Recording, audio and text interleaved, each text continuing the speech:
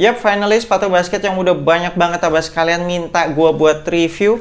Seri pertamanya bener-bener not bad, sepatu basket yang sangat proper. Sekarang masuk ke seri keduanya. Siluetnya lebih asik sih ya dari yang pertama, ya nggak sih? Menurut abas kalian gimana?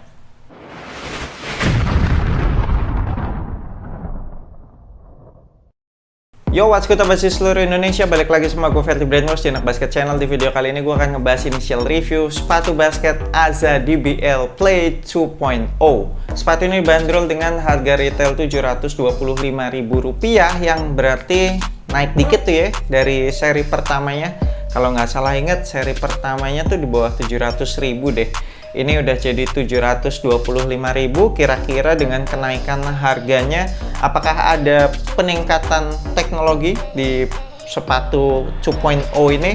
Dan pada saat video ini dibuat, sepatu ini tersedia dalam 3 colorway. Salah satunya yang gue pegang ini merah putih. Habis itu ada yang warna hijau toska atau biru toska gitu ya. Dan satu lagi tuh ada warna yang merah sama kuning. Sebenarnya gue kepengen yang merah kuning atau merah hijau sih, itu ya kayak kuning ke hijau-hijauan gitu lah ya. Sebenarnya gue pengen yang itu tuh paling ngejreng, paling eye catching tuh ya. Tapi ternyata pada saat gue ngambil sepatunya di Kokas, size yang tersedia cuma yang colorway ini. Jadi ya udahlah. Ini juga clean sih, warna merah putih ya. Indonesia banget ini. Keren sih. Secara bobotnya sepatu ini tuh enteng, masih enteng banget ya. Terus siluetnya juga asik, low cut. Detail-detailnya meskipun sedikit, tapi menurut gue cukup niat. Ada logo DBL di bagian shoelace-nya. Terus di bagian lidahnya itu ada logo Aza yang kemudian dibuat dari material rubber gitu, dibikin emboss. Dan di bagian heel-nya itu ada logo Aza juga, dibikin nimbul gitu. Keren banget. Oke lah, mari kita bahas material dan fitur-fitur apa aja yang ada di sepatu basket Aza DBL Play 2.0 ini. Kita mulai dari outsole. Outsole-nya pakai full solid rubber. Traction pattern-nya masih sama dengan yang pertama, circular traction pattern gitu. Terus kayak ada beberapa pivot point gitu ya. Ini tuh kayak titik landing atau kayak titik peredaran darah gitu nggak sih? Dan kalau gue dorong-dorong traction pattern-nya keras-keras dan tebel-tebel juga. Di bagian tengah outsole-nya itu di cut out, langsung kelihatan midsole-nya.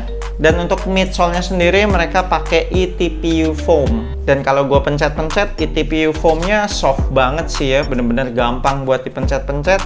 Makanya nggak masalah juga kalau midsole-nya ini banyak banget caging-nya. Di caging sedemikian banyak dengan material TPU, sehingga cushioning-nya sendiri nggak jadi over compressing, jadi masih ada kesan bouncy-nya. Udah gitu, material yang menjalar dari bagian lateral sampai ke bagian heel ini benar-benar punya fungsi support yang banyak banget.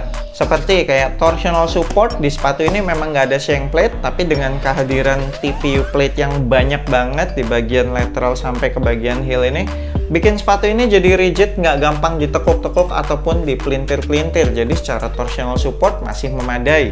Dan karena dia menjalar sampai ke bagian heel, jadi ini berfungsi sebagai external TPU heel counter juga. Kerasnya, ketinggiannya udah oke lah, udah lumayan. Lebarnya juga asik, jadi bikin support bagian heelnya, bagian belakang kaki kita jadi lebih memadai juga.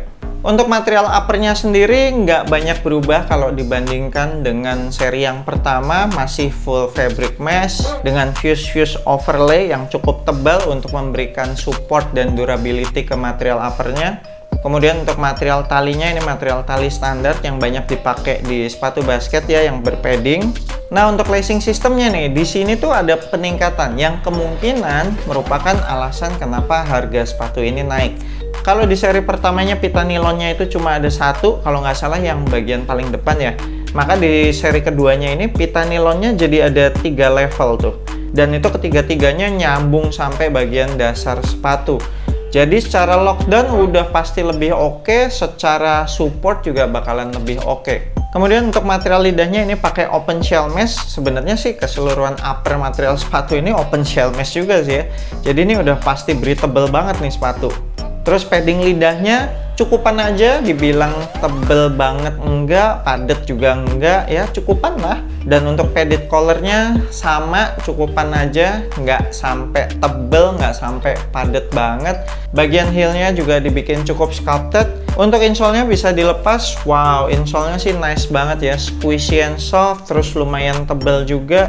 Oh, bagian heel-nya dibikin ekstra tebel ya dibandingkan dengan bagian forefoot-nya. Kalau bagian forefoot-nya sih tipis aja. Udah gitu ada side wall-nya juga lagi, jadi bikin insole-nya nggak gampang geser-geser di dalam sepatu. Dan di bagian bawah insole-nya itu ada soft strobel board, nice banget. Jadi telapak kaki kita bisa langsung merasakan cushioning eTPU yang ada di sepatu ini. Oke, sekian initial review gue untuk sepatu basket Aza DBL Play 2.0 ini. Secara siluet sih sepatu ini masih asik ya kalau mau dipakai buat off the court juga. Dipadanin sama celana panjang, dipadanin sama outfit casual.